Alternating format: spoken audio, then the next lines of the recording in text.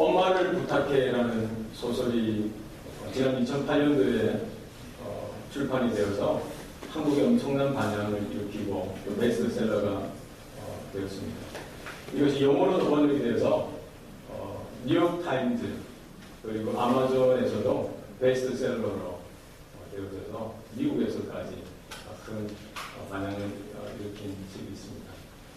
그 내용을 보면은 치매에 걸린 노모를 한순간의 실수로 인해서 서울역 광장에서 그 노모의 손을 놓쳐서 잃어버리게 되었어요. 그 자녀들이 다 전화를 하는 거예요. 큰일 났다고. 그 어머니를 잃어버렸다고. 늘 언제나 같이 옆에 있었던 그 어머니. 비록 연세가 들어서 몸이 불편하고 또 마음이 정신이 온전하지 못하지만 늘 언제나 같이 옆에 계셨던 그 어머니인데 하루아침에 그 잠깐의 실수로 인해서 그 어머니를 잃어버린 것이죠. 그 가족들이, 그 자녀들이 엄청난 충격 가운데 이제 어머니를 찾아 나서기 시작한 것입니다. 이러면서 이제 사실 어머니를 잃어버림으로 인해서 어머니가 지금까지 우리에게 어떤 의미였는지, 어떤 존재였는지 깨닫게 되어지고 또 이런저런 곳을 빙방으로 찾는데 예전에 살았던 집도 가고 예전에 어머니가 즐겨 찾던 곳도 찾아가는데 결국 이제 못 찾게 되어지는 것이죠. 그 책을 통해서 깨닫는 것은 무엇입니까? 늘 언제나 함께 계셨던 그분, 늘 언제나 내 옆에 있었던 그분인데 나의 실수로 인하여, 나의 그 잠깐의 그 잘못으로 인하여 그 귀한 어머니를 잊어버림으로 인해서 그 어머니가 여전히 예전에 계셨던 그 어머니에 대한 존재의 가치, 의미를 다시 한 번 더 생각하게 만드는 내용이었습니다. 만약에 나의 실수로 인하여 나에게 소중한, 나에게 사랑스러운 그 누군가를 잃어버리게 된다면 그 마음의 상처, 이 자책감, 지울 수 없는 것이죠. 다른 문제로 잃어버린 것이 아니라 내가 보호해야 되고 내가 지켜주어야 되고 내가 도움이 되고 내가 힘이 되어줘야 될 그 순간 가운데 나의 잘못으로 나의 주의 없음으로 인해서 이렇게 만약에 내 사랑하는 아내가 혹은 남편이 자녀가 혹은 부모님이 이렇게 잃어버리게 된다면 평생 씻을 수 없는, 평생 치유할 수 없는 그런 상처로 남게 될 것입니다. 제자들은 예수님을 잃어버렸어요. 3년 동안 함께 했던, 동고동락했던, 늘 언제나 옆에 계시고 앞에 서서 그들을 이끌어 주었던 그 예수님을 하루아침에 잃어버리게 되어진 것입니다. 늘 언제나 예수님의 말씀을 통해서 은혜를 받고 예수님의 그 말씀을 통해서 하나님 나라에 대한 꿈을 조금씩 키워가던 때였습니다. 예수님의 말씀을 통해서 이 땅의 삶이 전부가 아니라 영원히 장차 오게 되어진 하나님의 나라가 있다라는 사실에 대해서 조금씩 깨우쳐가던 그런 시기였습니다. 예수님을 통해서 하나님에 대해서 더 알게 되어지고 하나님의 존재에 대해서 하나님의 대심에 대해서 더 알아가던 그런 때였습니다. 다 깨달을 수는 없지만 예수님을 통해서 바로 오실 메시아가, 구약에서 예언한 그 메시아가 바로 우리 예수님이라는 사실을 조금씩 알게 되었습니다. 그러나 그들은 거기까지였어요.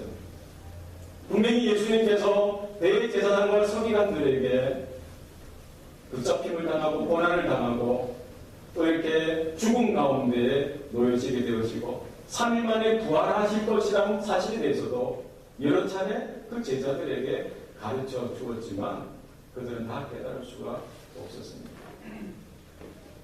마지막 날 하루 저녁 전에 예수님께서 베드로에게, 그 제자들에게 너희들이 나를 부인하게 될 것이다 라고 분명히 말씀해 주셨는데도 불구하고 베드로는 다른 사람은 다 주님을 모르는가 하고 버리고 도망간다고 할지라도 나는 주님을 버리지 않습니다 라고 권장하는 거예요. 모든 제자들이 그 목소리에 함께 동참합니다. 그러나 그 짙은 칠흑과 같은 어두운 밤에 예수님께서 그 대제사장이 보낸 그 가족들과 군속들에 의하여 잡혀가게 되었을 때 누구 하나 예수님 앞을 가로막지도 못하고 예수님에게 도움이 되었을 수도 없고 예수님에게 그 어떤 힘이 되어줄 수도 없었던 것이죠. 성경에 보면은 모든 제자들이 다 도망가는데 그 제자들 중에 하나는 그 옷 버릇이 잡히게 되어지니까 그 겉옷까지 벗어버리고 맨몸으로 도망갈 정도로 그와 같이 혼비백산 다 흩어져 버렸던 것입니다. 수제자 베드로는 예수님을 따라간다라고 하면서 마지막까지 저기 멀찍이 예수님을 쫓아가면서 예수님이 공회에 잡히고 빌라도 법상에 잡혀서 그 심한 신문을 당하고 조롱을 당하고 또 위협 가운데 노출되어졌을 때, 고난 가운데, 역경 가운데 노출되어졌을 때 베드로는 어떻게 합니까? 불을 쬐고 있다가 한 여종이 너도 그 한 도당이다라고 했을 때 예수님을 부인합니다. 2번, 3번까지 부인하는데 심을 뱉고 저주하여서 예수님을 모른다라고 부인하게 되어지는 것이죠. 예수님께서 분명하게 예언하셨던 것처럼 닭이 3번 울기 전에 너가 나를 부인하리라. 이 닭구름 소리, 10번째 듣는 소리에 그 마음이 깨어져서 저 바깥 어두운 곳에서 통곡하면서 후회하고 회개하며 울부짖게 되어집니다. 예수님께서 십자가에 달려 죽으셨던 그 현장 가운데에도 제자들은 그 자리를 지키지 못했어요. 예수님께서 그 어두운 무덤에 묻히게 되어진 그 순간 가운데도 제자들 누구 하나 그 예수님을 따라 그 장례 그 자리에 있지 못했습니다. 지금 제자들은 어디에 있습니까? 안식 후 첫날 저녁이 되는 그 시간에 여전히 제자들은 어느 한 곳에 숨어서 문을 굳게 잠그고 타고서 숨어 있는 거예요. 예수님을 잃어버렸다는 그 절망감, 예수님을 배신하고 예수님에게 아무런 도움이 되어주지 못했다는 그 어떤 자괴감도 있었을 것입니다. 우리가 무엇을 해야 하나, 앞으로 어떻게 해야 하나 막막한 마음도 있었을 것입니다. 뿐만 아니라 예수님을 잡아 죽였던 그 유대인들이 곧 그 제자들도 하나하나씩 붙잡아서 예수님과 같이 이렇게 고난 가운데, 역경 가운데, 혹 죽음 가운데 던져지게 될 그런 두려움들이 그들에게 있었던 것이죠. 오늘 본문에 보면은 안식 후 첫날 저녁 때 그 제자들이 한 곳에 모여서 문을 굳게 잠그는데 왜 그렇습니까? 유대인들이 두려워서 자신들에게 닥칠 그 어려운 그 역경, 위협, 박해가 두려워서 그렇게 숨어 있었던 것입니다. 그때 부활하신 예수님께서 나타나셔서 그들 한가운데 서서 너희에게 평강이 있을지어다 라고 말씀하십니다. 분명히 굳게 닫혀진 그 문이었음에도 불구하고 예수님은 부활하신 몸으로서 시공간을 초월하셔서 그들이 숨어있는, 그들이 굳게 잠긴 그 문을 통과해서 그들에게 들어가셔서 하늘의 평안을, 하늘의 평강을 전달해 주시는 것이죠. 예수님이 다시 찾아오시는 것, 이것이 복음입니다. 아멘. 나는 예수님을 모른다고 하고 나는 십자가를 부끄러워했고 나는 예수님을 저주하고 부인했지만 절망과 좌절 가운데 실패와 낙심 가운데 있는 그 자리에 예수님께서 다시 찾아와 주셨습니다. 하나님은 살아계시고 하나님은 택한 자녀들에게 날마다 찾아오시는 분인 줄 믿으시길 바랍니다. 네. 오늘 이 아침에도 저와 여러분의 마음 가운데 주님은 찾아오셔서 우리의 마음의 문을 두드리십니다. 왜 날마다 주님을 향하여 마음의 문이 열려지기 원하고 늘 그 주님을 우리 마음 가운데, 우리 현실 가운데, 우리의 삶 가운데 모셔드릴 수 있기를 바랍니다. 예수님께서 그들에게 첫 번째 주신 메시지는 무엇입니까? 평강이 너희에게 있을지어다. 지금 베드로를 비롯한 그 제자들의 형편이 어떻습니까? 그 절망과 공포와 그 두려움 가운데 사로잡혀서 앞으로 어떻게 해야 될지 모르는 그 막막한 가운데 예수님께서는 평강이 너에게 있을지어다 라고 말씀하신 것입니다. 하나님을 우리가 떠나게 되어지고 예수님 없는 삶으로 살아가게 되어질 때에 우리는 어떤 환경, 어떠한 처지에 있든지 간에 우리 가운데 두려움이 생길 수밖에 없고 공포가 생길 수밖에 없고 염려나 근심이 생길 수밖에 없는 것입니다. 우리가 하나님을 멀리하게 되어지고 주님 없는 삶을 살아갈 때에 우리는 환경에 지배받을 수밖에 없는, 역경과 고난이 몰려오는 두려워할 수밖에 없는 그런 연약한 존재인 것입니다. 그러나 언제 평강이 우리에게 임합니까? 하나님이 우리와 함께 하실 때, 우리가 그 하나님의 은혜 가운데 거하고 하나님의 인재 가운데 거할 때 우리는 환경에 지배받는 존재가 아니라 하나님의 평강 가운데 사는 존재인 것을 여러분 기억하시길 바랍니다. 네. 우리가 예수님의 은혜가 우리 가운데, 우리가 예수님의 그 임재 가운데, 예수님과 더불어 살아갈 때 전쟁과 같은 난리통이 우리 가운데 있더라도, 우리가 예기치 못한 어떤 화급한, 위급한 일이 터진다고 하더라도 우리 마음 가운데는, 중심 가운데는 하나님의 주시는 그 평안이 있는 줄 믿습니다. 하나님께서는, 예수님께서는 그 제자들에게 하늘의 평안, 하나님으로부터 흘러오는 평안, 부활하신 예수님을 통해 흘러오는 그 평안이 그들의 마음 가운데, 삶 가운데, 그 현장 가운데 가득하게 되어지기를 원하셨던 것입니다. 분명 베드로와 요한 또 다른 거기 모인 제자들은 그 안식 후 첫날 이른 새벽에 예수의 무덤을 방문했던 그 막달라 마리아와 또 다른 마리아를 통해서 예수님이 부활하셨던 소식을 접했습니다. 그리고 오늘 본문에 나와 있지 않지만 다른 복음서에 보면은 베드로와 요한은 그 마리아의 소식을 듣고 그들이 그 예수님이 묻힌 그 무덤으로 달려갑니다. 베드로뿐만 아니라 요한이 예수님이 묻혔던 그 빈 무덤 안으로 들어가서 분명히 확인해 봅니다. 마리아가 말한 대로 예수님의 시체가 거기 없는 것입니다. 암만 찾아도 그러나 부활하신 예수님을 만나지 못했어요. 그냥 그 현장만 확인하고 그 마리아를 통해서 예수님이 부활하셨다는 소식을 접한 것이지요. 그러고는 다시 돌아와서 이날 지금 저녁 늦게까지 그들은 뭐하고 있습니까? 여전히 똑같은 불신앙 가운데, 두려움 가운데, 근심 가운데 그들은 문을 꼭꼭 잠그고 그렇게 숨어 있는 것입니다. 바로 그 불신앙에 있는 그 제자들을 향하여 예수님은 찾아오셨고 그들에게 평강을 기원하셨을 뿐만 아니라 예수님의 손과 옆구리를 그들에게 보여주십니다. 다른 복음서에 보면은 그 예수님이 찾아오셨음에도 불구하고 그 제자들은 예수님이 육체적으로 부활하신 것이 아니라 영으로서 마치 귀신이 나타나신 것처럼 그렇게 오해했던 것입니다. 예수님께서 뭐라고 말씀하셨습니까? 영은 육체가 없다는 것입니다. 손과 팔이 없다. 그러나 나는 부활체이기 때문에 나의 손도 있고 나의 옆구리에 장자국도 있지 않느냐. 예수님께서 영으로 부활하신 것이 아니라 육체로 부활하셨음을 분명히 그 제자들 하나하나에게 자신의 그 못 박힌 손을 보여주시고 창에 찔린 그 옆구리를 보여주시면서 그들 하나하나에게 보여주시는 거예요. 바로 그 예수님이 3년 동안 그들과 공생의 기간에 동고동락했던 그 예수님이고 고난의 길을 걸어가셨을 때 채찍을 맞으시고 십자가를 지고 넘어지셨던 그 예수님이고 십자가에 달려 죽으셨던 바로 그 예수님, 그리고 장사되어지기까지 바로 그 예수님이 3일 만에 부활하셨다는 것입니다. 여러분, 분명히 성경이 기록하는 것은 무엇입니까? 부활하신 예수님께서 증거하시는 메시지는 무엇입니까?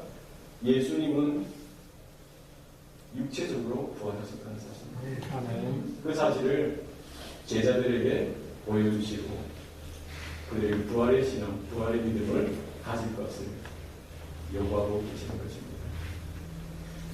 예수님은 부활의 첫 열매로 다시 사셨습니다.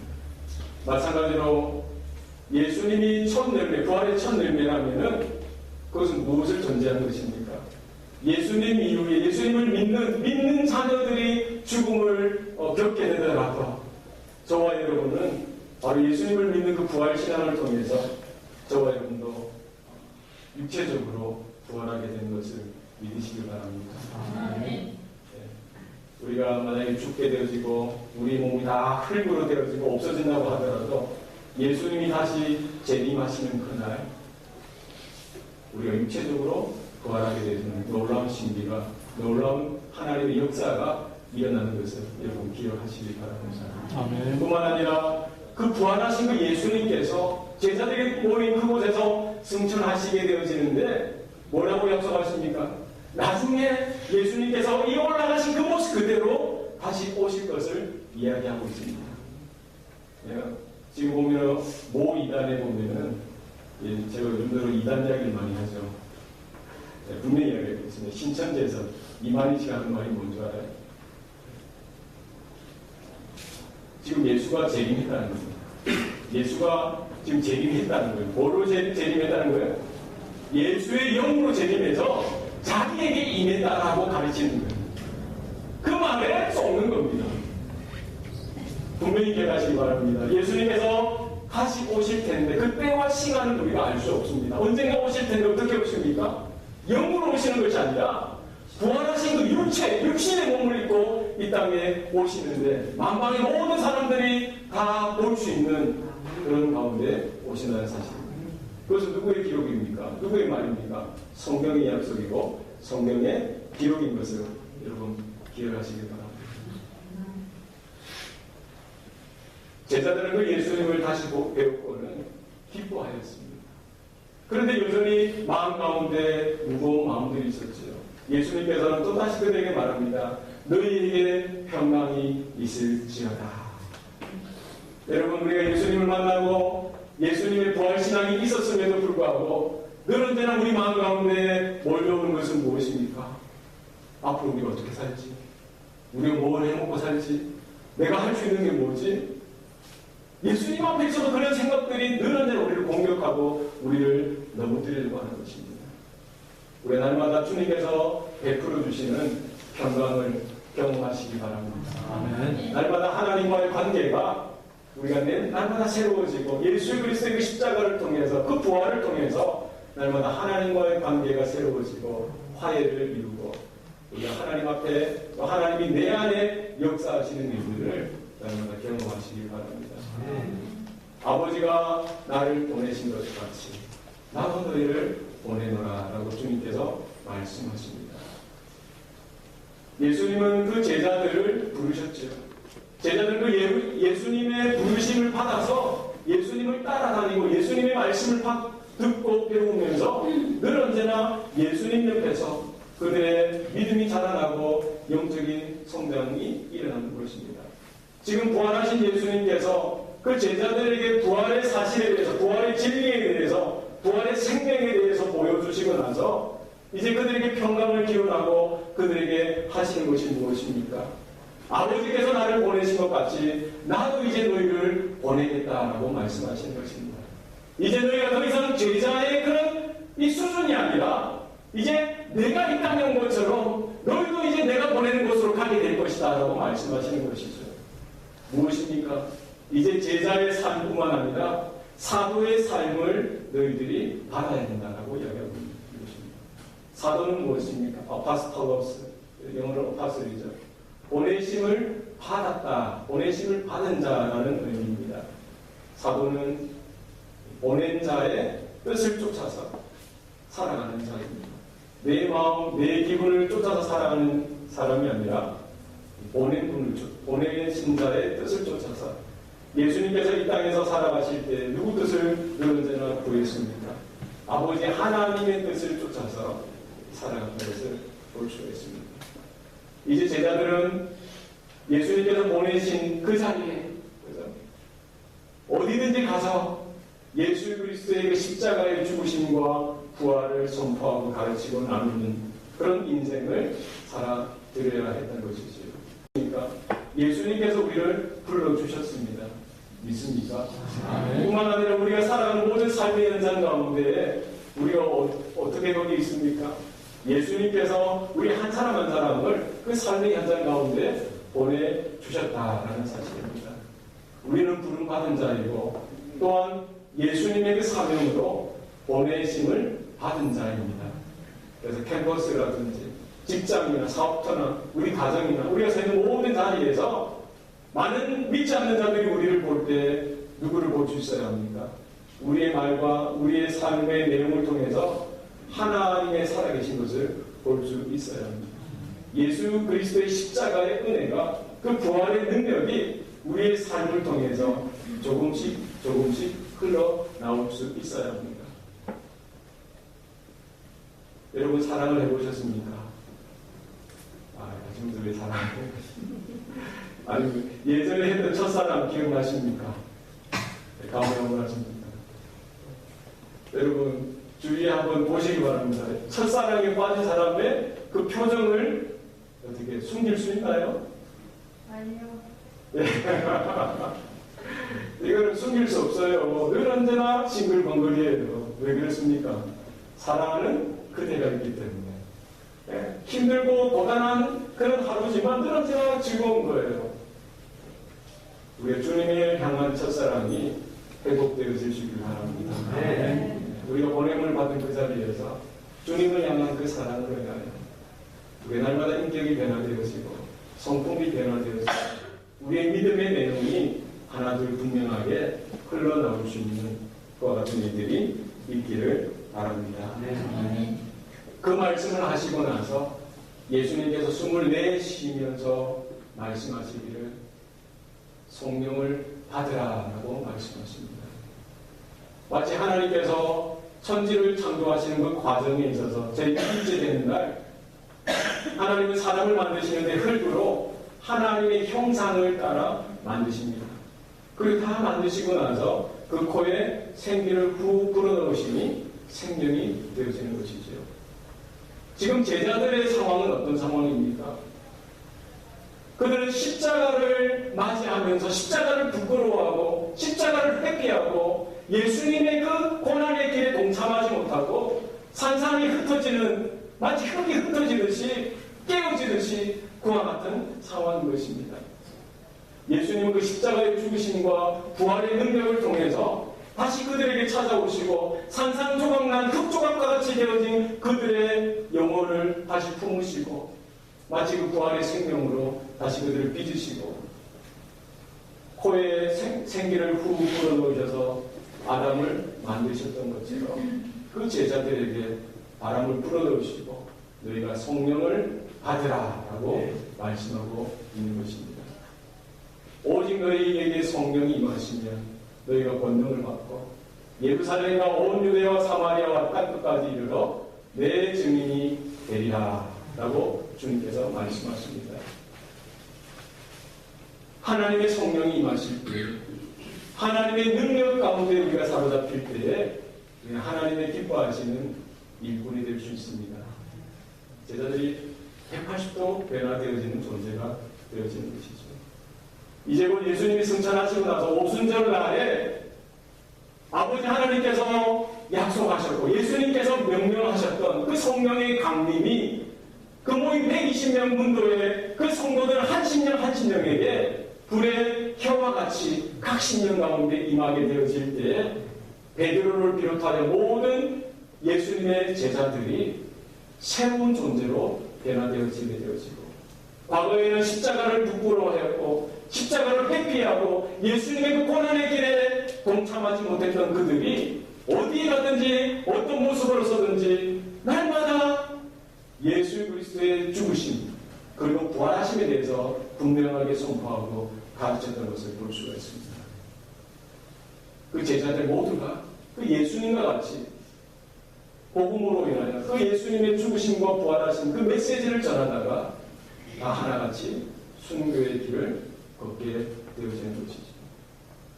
부활하신 예수님은 다시 찾아간 그 제자들을 향하여 너희가 성령을 받으라라고 말씀하고 있습니다. 여기에 받으라라는 말은 그냥 뭐 물건을 던져주면 그냥 이렇게 비인격적으로 받는 게 아니라 받으라라는 말은 무엇이냐면 원어적인 의미가 영접하라는 것입니다. 성령은 인격이시죠. 하나님은 인격이십니다. 성령은 하나님의 영이요 그리스도의 영이십니다. 우리가 자원하고 소원하고 기대하고 원하는 마음으로 하나님 나에게 임하여 주시옵소서 성령이 나에게 임하여 주시옵소서 간절히 찾고 구하는 자에게 아버지 하나님께서는 성령을 선물로 주시는 것입니다. 네. 여러분 마지막 때에 하나님의 성령을 받으시길 바랍니다. 우리가 입으로 예수 그리스도의 이름을 시인하고 그분이 나의 하나님 되심을 고백할 수만 있다면 하나님의 성령께서 우리 각 성도들의 마음 가운데 찾아오시는 것입니다.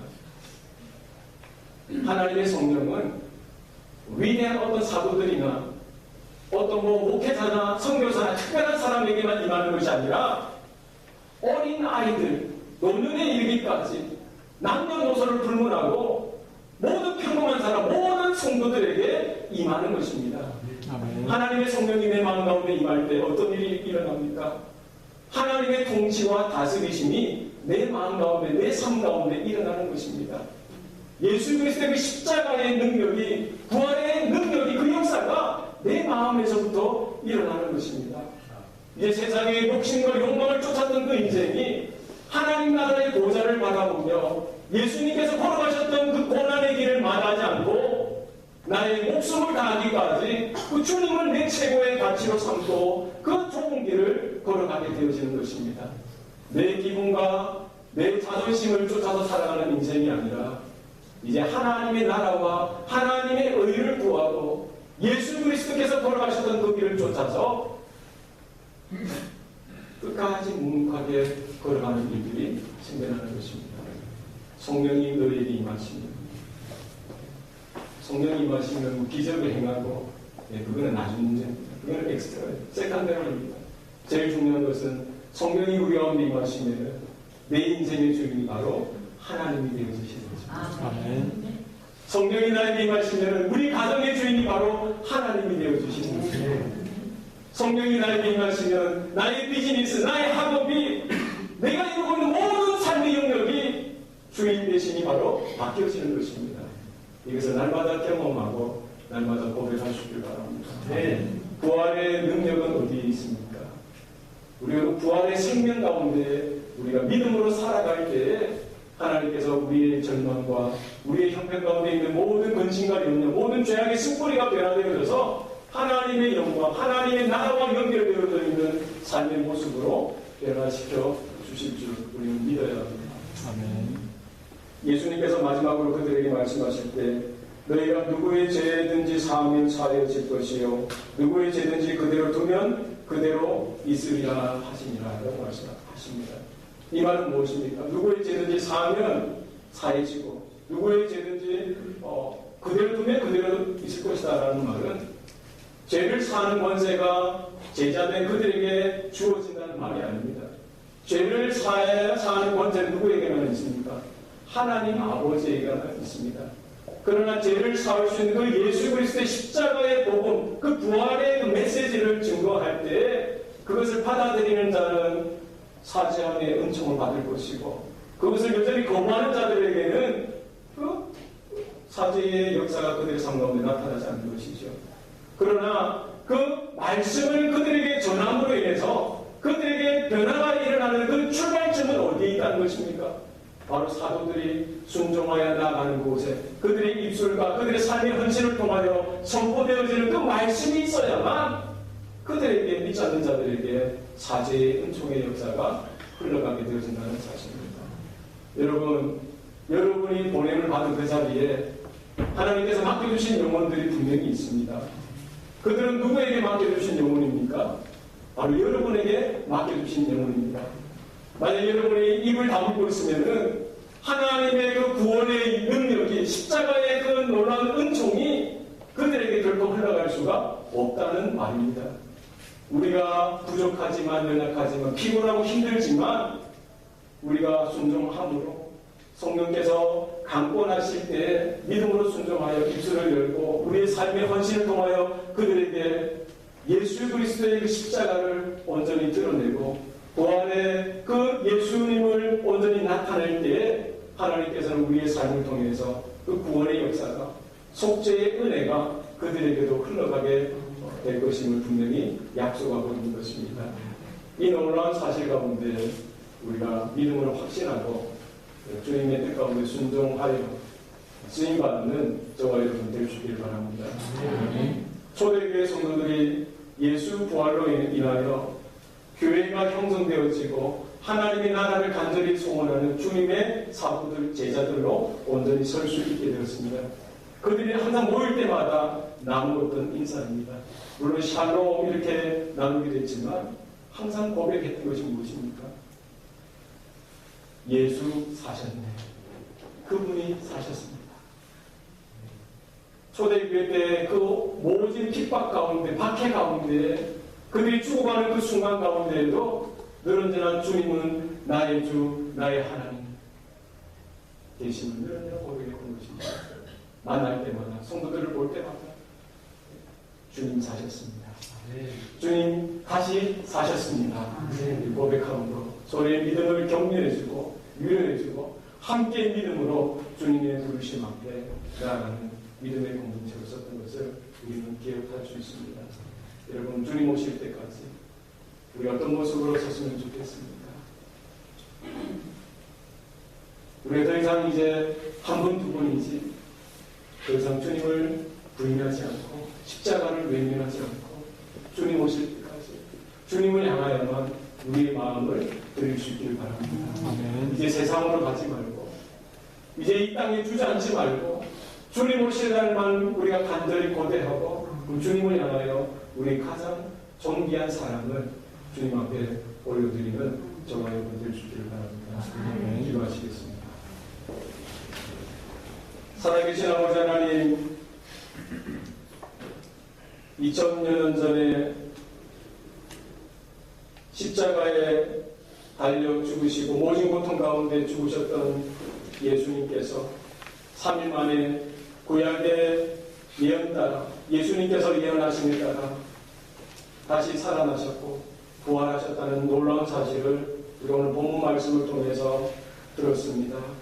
하나님, 우리 가운데 부활의 신앙이 새로워지게 하여 주시고 부활의 능력과 역사가 우리의 삶 가운데도 온전히 나타날 수 있도록 도와주시옵소서. 이 땅에 우리의 관심과 우리의 생각이 매여 있지 않게 하여 주시고 우리 나빠져가는 환경 가운데 우리의 마음이 빼앗기지 않게 하여 주시고 다시 오실 주님만을 향하여 우리의 사랑을 드리고 마음을 드리고 믿음을 드릴 수 있도록 주님 도와 주시옵소서. 제자들을 다시 찾아가셨던 그 예수님, 오늘 이 자리에 사랑하는 주의 성도들의 마음 가운데 찾아오실 때에 우리의 마음을 활짝 열고 주여 내 안으로 나의 삶 가운데 찾아 들어오시옵소서. 우리가 날마다 초청하고 인정하고 주님이 나의 주인 되심을 온전히 고백하며 우리의 남은 생애를 주님과 함께 동행할 수 있도록 주님 도와 주시옵소서. 부활의 권세와 능력이 우리 교회와 우리 가정과 성도의 모든 삶 가운데 온전히 나타나고 드러날 수 있도록 주님 붙들어 주시옵소서. 감사드리고 예수님 이름으로